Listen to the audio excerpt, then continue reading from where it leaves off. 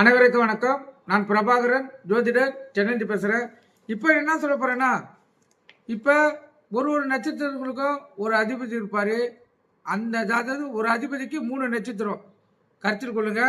அந்த நட்சத்திரத்தில் பிறந்தவர்கள் எந்த உங்கள் கோரிக்கைகள் வெற்றி பெறனா எந்த கடவுளை வணங்கினா சிறப்பு என்பதை சொல்கிறேன். கருத்தில் கொண்டு நீங்கள் பயன்பெறுங்க.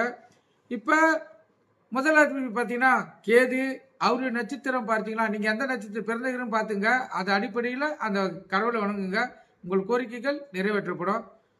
இப்போ கேது நட்சத்திரம் பார்த்தீங்கன்னா அஸ்வினி மக மூலம். இந்த நட்சத்திரத்தில் நீங்கள் பிறந்திருந்தா நீங்கள் விநாயகரை வணங்கணும், கருத்தில் கொள்ளுங்க. விநாயகரை வணங்கினா உங்களுடைய கோரிக்கைகள் நிறைவேற்றப்படும். அப்படியே ஒன்று ஒன்றா சொல்கிறேன், கருத்தில் கொண்டு நீங்கள் பயன்பெறுங்க.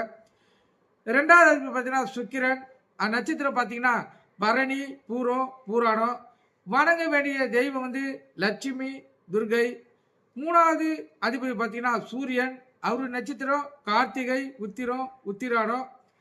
வணங்க வேண்டிய தெய்வம் சிவன், கருத்தில் கொள்ளுங்க.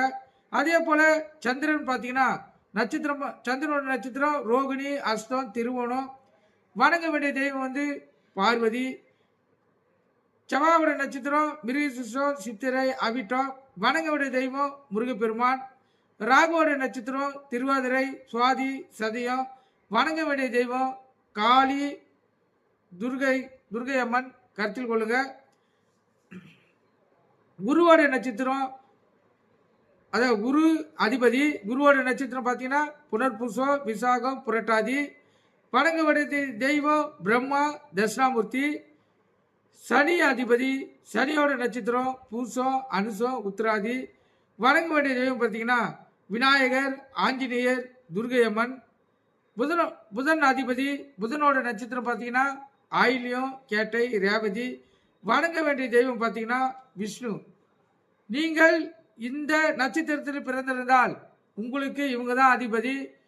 இவங்க அடிப்படையில் வணங்கணும்னா இப்போ மேற்கூறிய இந்த தெய்வங்களை நீங்கள் முன்னிறுத்தி உங்களுடைய வாழ்க்கையில் ஏதாவது தடங்கங்கள் ஏற்பட்டு இருந்தால் அவங்களை நினைத்து நீங்கள் இந்த உங்களுடைய தெய்வங்களை வணங்கினால் சிறப்பான எதிர்காலம் உங்களை அடையும். உங்கள் கோரிக்கைகள் வெற்றி அடையும், கருத்தில் கொள்ளுங்க.